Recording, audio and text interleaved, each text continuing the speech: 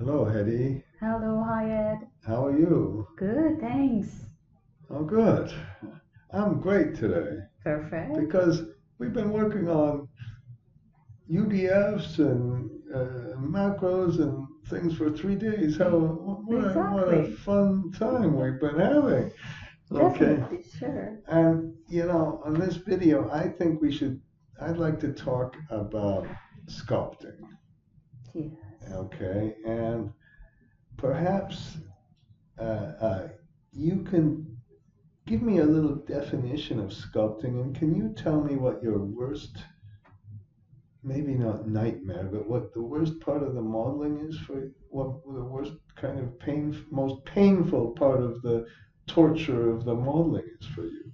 Well, before I met you, Ed, it was really the circular reference, which we could sort it out using the UDF method. Uh-huh. But I mean, apart from that, what I really am struggling, which is like in my model, sometimes I need to, I mean, all the time, I need to sculpt the debt and basically have a customized repayment profile for like if I have one tranche, at least it's much easier, but most of the time I'm having like different tranches, multiple tranches in my models. So one, for example, has different terms than the other one, different tenor and sometimes different interest rate. So sculpting, I cannot use the algebra to basically sculpt it. So what I do most of the time is to do like a manual adjustment so that I can make sure that in each repayment period I'm satisfying the minimum debt service cover ratio. So that's the thing that is taking a lot of time and is basically manual in my models. And I am sure that you have a efficient and productive way to do this. Well, I don't. But with your help, maybe we can resolve things. So let me just explain what we're doing on the videos here. We're making this video, this initial video, where we're not going to go through any formulas in Excel. We're going to explain the problem in more detail. Hetty introduced it. And then we're going to make a second video that demonstrates how you would do this sculpting for one debt issue, and then we'll make a third video if we get around to it that shows how to do this with multiple debt issues.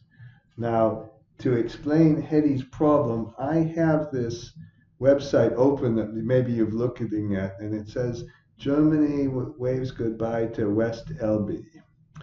And so here's what I did is I'm using a strictly private and confidential term sheet from West LB. And I figure West LB doesn't have any lawyers, so I'm not going to jail for showing you this. Because I love this term sheet because this term sheet kind of has some nuances about the sculpting. Now, Hetty, uh, uh, before I met you, here's what I thought sculpting meant. I thought sculpting means, and perhaps I'm not going to draw it. I should find a model. I thought sculpting means you just keep the debt service has a smooth artistic line that follows along with the cash flow. That would mean the DSCR, the ratio of the cash flow through the debt service is all constant. But that's not right, is it? No, that's some of the times. I mean, when you are basically having a fixed debt or a gearing that is driving the debt, then you can basically So, have a curved DSCR. so here's what they have. They said no more than 80% is the debt to capital. Notice that it doesn't say 80%, does it? It says no more than 80%. It can be less, right? Exactly. Okay, now let's go and look at a couple of other things in the term sheet. Let's see how they define. Sorry, you saw again that I'm going to go to jail if they were still there. Um, they talk then about not the equity, they talk about the maturity. And they say, "Oh, EKF, maybe they'll put me in jail for this, but whatever." It says that the average life of the credit facility shall not exceed 10 years. What does that mean? That the average life is a weighted average of the repayments, is that right? Exactly. So for example, if you have a balloon payment at the end, the average debt life will be exactly the same as the tenor. Okay. So that's why we need to make sure that, we are not very aggressive in our sculpting, so that we basically satisfy this minimum required ratio that they define in most of the term sheets. And just to go ahead of ourselves, how would you do this in a model? How would you compute the average debt life in a model? Well, I take the repayments, the amounts of the repayment in each period, and then I multiply each of them by the repayments counter. Good. And then I divide it by the debt amount. So it's kind of, yeah. I use the sum product. You use something like that. Okay. That's the sum. And then let's get down to another thing. Down here, they talk about hedging and everything else, cash sweeps. I love this. They have everything here. For me, this is the only term sheet you actually need. Maybe I'm wrong about that. Okay, then they have their cash flow waterfall, and it's all out of order. I can't understand why you wouldn't put all the stuff about, oh no, and I passed it. I was looking for the DSCR. Where did oh, there it is. Okay, they say the DSCR, the minimum and the average shall be no less than 1.35. Notice, do they say it's going to be equal to 1.35? They don't, do they? No. They say it can be bigger, but it can never be smaller. Now, when I first read this, I said the minimum and the average. Well, if the minimum is the same as the average, it's going to be 1.35 in every period, but that's not right, because the average can be different than the minimum if the DSCR changes from period to period. Oh, this is such a difficult, for me, Hetty, when you introduced me to this problem, I find this problem the most difficult really in all of, not only in project finance, but I include corporate finance. This is this is real art. No, it's not. Sculpting, it's not like a Rodin sculpture, is it? But they seem to call it art. Where I'm looking for the maturity. Why can't I find the maturity? Just a minute. There we have. Oh, we already said that. I'm looking for somewhere it says the payments. They use the word tailored. They mean it's sculpted. Exactly. Okay. Now, again, this is our theoretical thing, and I'm going to now, if it's okay, open this model we worked on.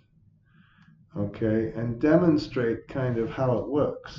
Okay, and what we needed to do was somewhere, because let's talk about some things in the term sheet. We of course have the debt tenor here, tenure, right? Yes. And then this 33, what does that represent? So that's the maximum commitment which is coming derived from the gearing. So it's a fixed, so we're using this, in that term sheet it would be 80%. We're saying the amount of debt is given.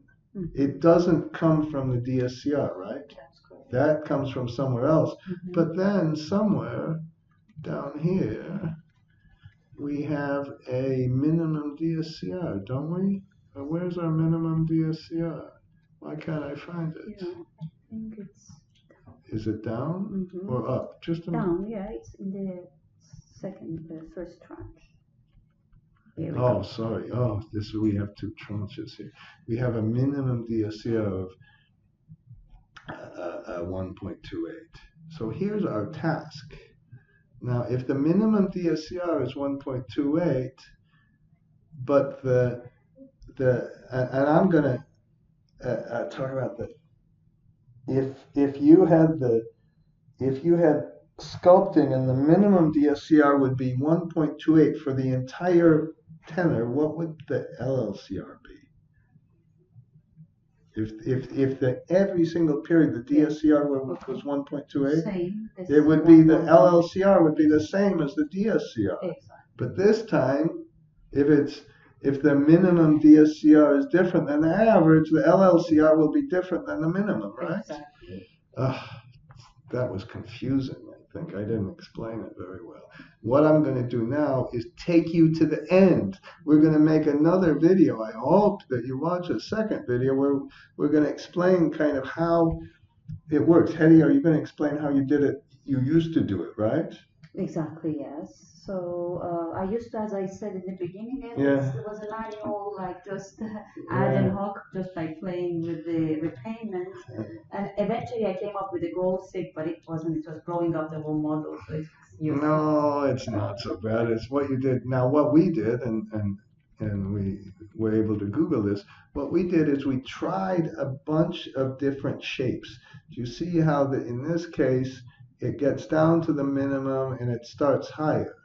And as a sponsor or as the owner, which would you like? Would you like a steep shape or a flat shape? A steep one. You like to have the DSCR really high here, because if the DSCR is really high here, the repayments are really low, right?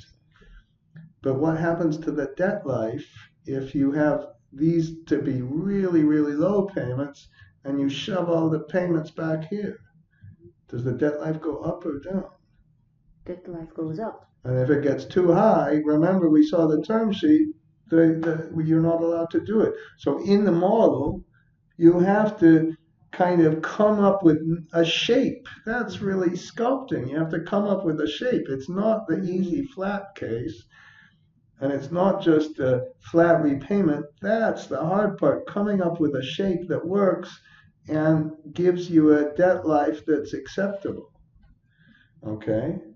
So what we did, I'm sorry, what did we do? We tried different shapes, right? Exactly, yes. And we came up with a method where we try a whole bunch of different shapes. And what happens with the different shapes? What changes?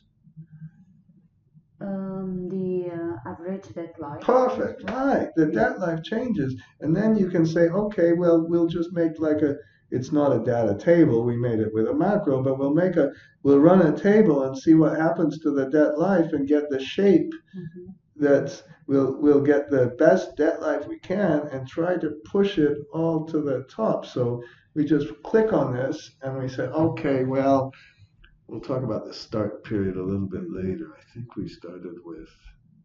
I'm going to start with 4, and I'm going to put 1, and we won't worry about this right now. What we're trying to show you is that we're just using a different shape, and every time we use a different shape, there is a really extreme shape, and can you see that the debt life is really high?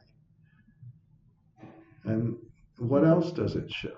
The IRR is important. The impact. I see, and does it impact the IRR? That's what's so interesting. So now we're going to try a different shape, and now I think the debt life will go down, right? Correct, yes. There. Ooh. So the IRR went down. And the IRR went down. So these shapes are not trivial little things. These shapes really affect the IRR. Now, if you could negotiate a better debt life, you could see that you could get a better IRR, because again, if the repayments are lower in the beginning, you get more what? You get more dividends. Exactly. Okay, so what we did is, and it's running very slowly now, and what we're going to show you in the next videos is exactly how this works. We'll show you exactly how this works. What I hope you're interested in is a couple of things. How did we do this? You know, Hetty, you gave me an idea. You did it. Hetty talked about psychology. And when a model is running really slowly, like this model is, she said, make the graph change. And then people will stare at the graph while it runs slowly, and they won't care so much about the fact that this is taking forever, right? Okay, but don't despair if you're interested in this. Don't despair, because this works with a macro. Yeah. And we also have a UDF method that works Exactly. a little bit faster. Exactly. Not a little bit faster. No, It works so much faster that you can hardly see the graphs. exactly. But I think this method is better for education purpose because Right. you see exactly like now that once the debt life goes up or down, how it's going to affect the IRR. So I think I know, it's excellent. I totally agree. So what we're going to do is show you step by step how this works. And then once you get this step by step work, we can go to the next method. But the hard part is really number one, that's why we're making these videos in 3 sets. Number one is to understand the theory. Number two is to make it work in practice. And then number three maybe is to make it really efficient. And I should have talked about 2A because we have to make this work not only for one debt issue, but for multiple debt issues. Exactly. Is that okay? Exactly, yes. And we're just about, are we close to being finished? Yes, I think we are. I see. Yes. Down here. It says it. Okay. The last iteration. I think we're done. Oh, we're finished. I see. And then we put a little table together that shows when the debt life changes. So we just recorded all those kind of things we did, scenarios we did, and you can see that the IRR, this is a pretty good IRR, okay? The IRR, if we could get a really long debt life, which it doesn't change that dramatically. It doesn't look like it's changing that dramatically. But if we could get this really steep shape, we can get an IRR of almost 18%. And then if it's not, we get a measly, poor old IRR of only 15.75, which you should be so happy about if you actually got that. Okay. All right. Let's stop. Can we stop this video? Yeah, okay, sure. that's enough film theory, isn't it? Sure.